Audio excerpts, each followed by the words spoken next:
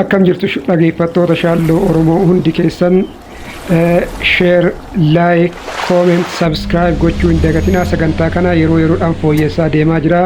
Share, like, comment, subscribe gochuun keessan immoo kana caalaa jabeessee akka hojjedhuu fi sagantaa biraallee akka dabaluu na taasisa waan ta'eef share, like, comment, subscribe gochuu hin dagatinaa isiniin jedha. Ani shaalloo Oromooti.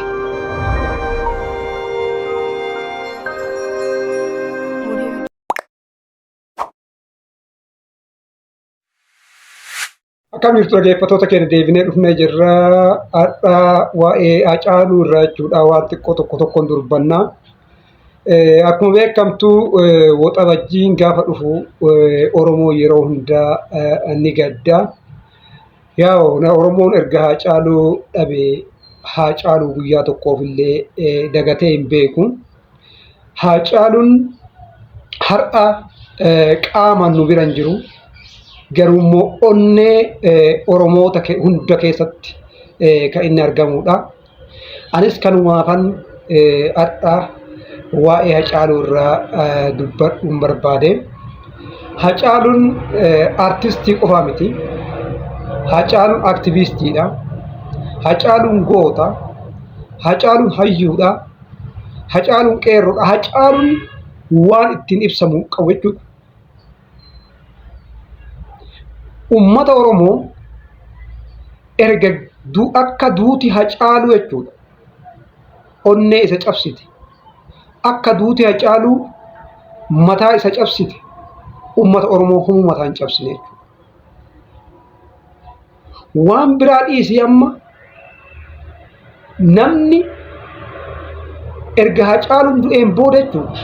Duuti namaa homaa fakkaachuu didde namatti. Homaa ittiin dhagama ana ofii kooti jechuudha. Akka nama tokkotti erga yeroo inni du'ee rifadhee namni du'ee dhiisee haa inni yaadooda jechuudha bakka. Namni hundillee kanuma na fakkaata. Duuti Hacaaluu Oromoo hadoochite. Oromoo hadoochuu qofa odoo hin taane Oromoo kutaan addaan qoodde jechuudha.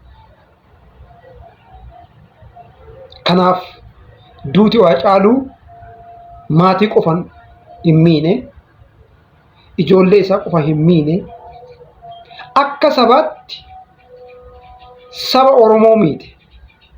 Akkuma sabaatittuu jechuudha. Miidiyaa kanarratti amma maaltu argaa yoo tokko jechuudha.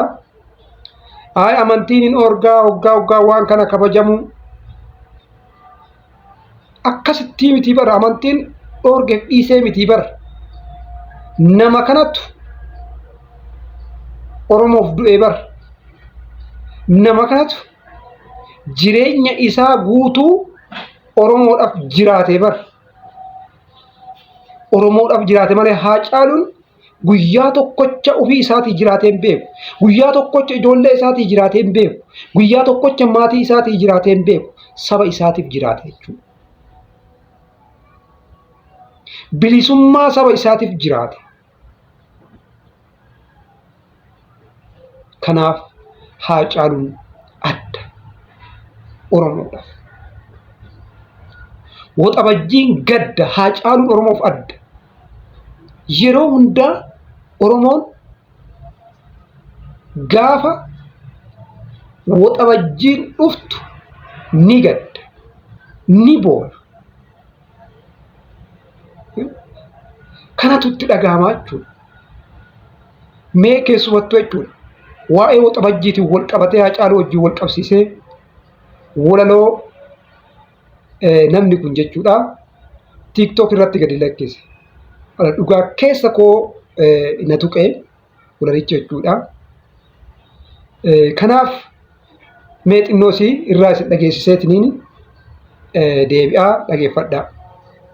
Waxabajjii durillee sin jaalladhaa rooba naa baattee dhuftaa buujalee sanatti tore awwaara narraa kuttaa qilleensa yabbuun handaara kiyya dibdee utuu akkasii waljanyuu gaaf tokko gadda fiddee isa seenaarraa barru gooticha afaan sabaa hacee koo maaliif fuute yoo qusatte maal qabaa Guraan dhallitti hin buune lakkii caamsaanis waa'uu maaf goote daangaa keetti akka lammii madaa'u fulbaanni nuuf eegeera sadaasnis ittiin buune bitootessi siixatee lafee isaa tokko hin fuune maaliif nutti alagoombe maal gooni waxabajji akka tuqamuu hin qabne hin gaafattu amajji warra gumaa taane irra gumaacha keenya nyaattee mataa gubbaa nu gorraan qabsoon nurkaa wallaaxee hinjifataa of ta'u nyaatte ija uummataa bara qaniin dhalannee infiroomnu lammata bultoo saba isaaf gama ofiisaa obbeelessee eenyummaa oromummaa dhiiga isaatiin seelessee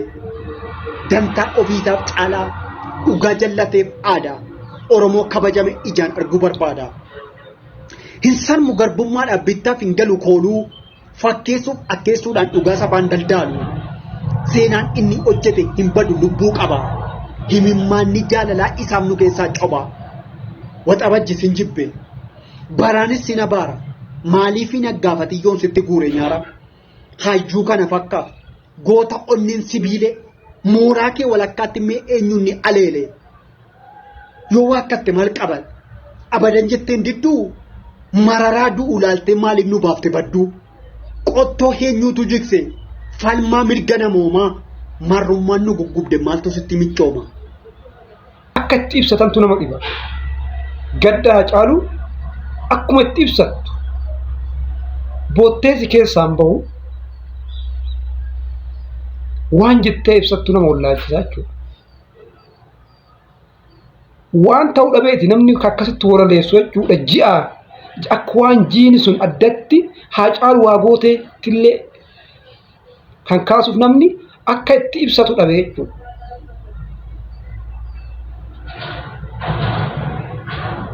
Oromoon Hacaaluu dhabuun maatii isaayyuu caalaa jechuudha. Oromoo miidhe. Sagalee Oromootu gadi qabame Hacaaluu dhabuudhaan. Gootummaa Oromootu Hacaaluu irra jira. Gootummaa santu dhabame. Tokkummaa Oromootu Hacaaluu irra jira. Tokkummaa santu dhabame. Artistummaatu Hacaaluu irra jira. Artistummaa santu dhabame. Gootummaatu Hacaaluu irra jira. Har'a Oromoon gootummaa san dhabe jechuudha. Hacaaluu dhabuutu miti. Qofaa miti. Gumaa isallee dhabe. Dhiiga isallee baafachuu dadhabe.